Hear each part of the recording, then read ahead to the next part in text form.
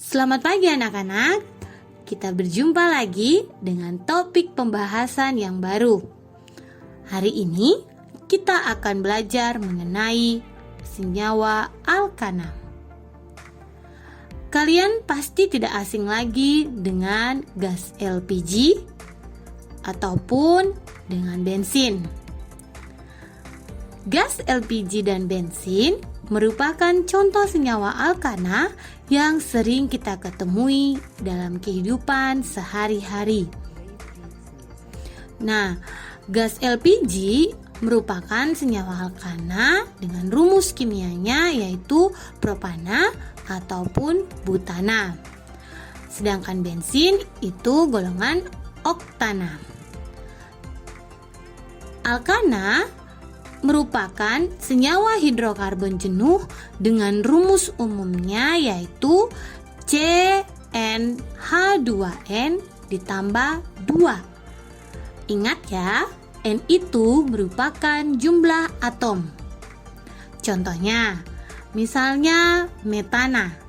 Metana mempunyai jumlah atom hanya 1. Maka rumus kimianya adalah CH4.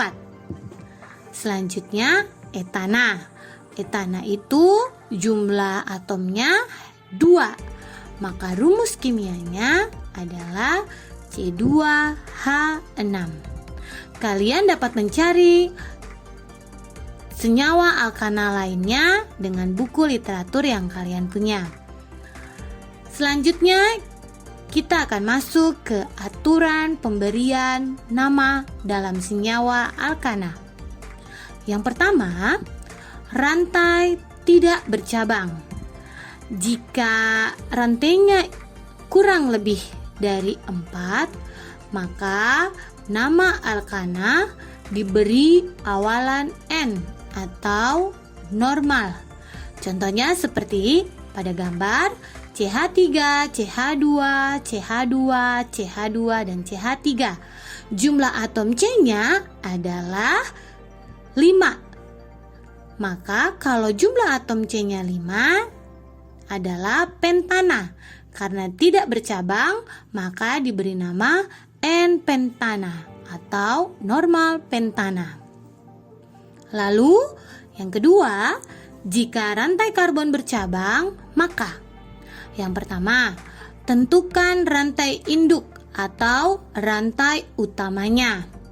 Rantai utama itu yaitu rantai karbon terpanjang dari ujung satu ke ujung yang lain. Rantai induk ini atau rantai utamanya diberi nama alkana. Oke, seperti pada contoh misalnya nih, rantai utama ada 6 rantai, 1, 2, 3, 4, 5, dan 6. Maka diberi nama heksana. Selanjutnya, jika terdapat gugus alkil atau cabang dan lebih dari 1 alkil sejenis, maka silahkan menulis nomor-nomor cabang dari alkil sejenis dan diberi awalan alkil dengan di, tri, tetra, atau penta, dan seterusnya.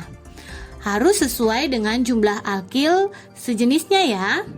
Misalnya di dalam contoh ada 3 gugus alkil metil, maka kita beri nama dia 2,3,4 trimetil heksana. Kemudian, jika terdapat 2 atau lebih jenis alkil, maka nama-nama alkil disusun berdasarkan abjad. Jadi, yang didahulukan adalah nama gugus alkilnya. Misalnya pada contoh yang kita lihat di layar, yaitu 4 etil 2,3 dimetil heksana. Jadi bukan ditulis dimetil duluan ya, harus dilihat dari abjad pada gugus alkilnya.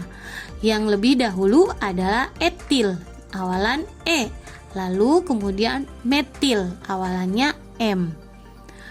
Selanjutnya, Jika terdapat beberapa pilihan rantai induk yang sama,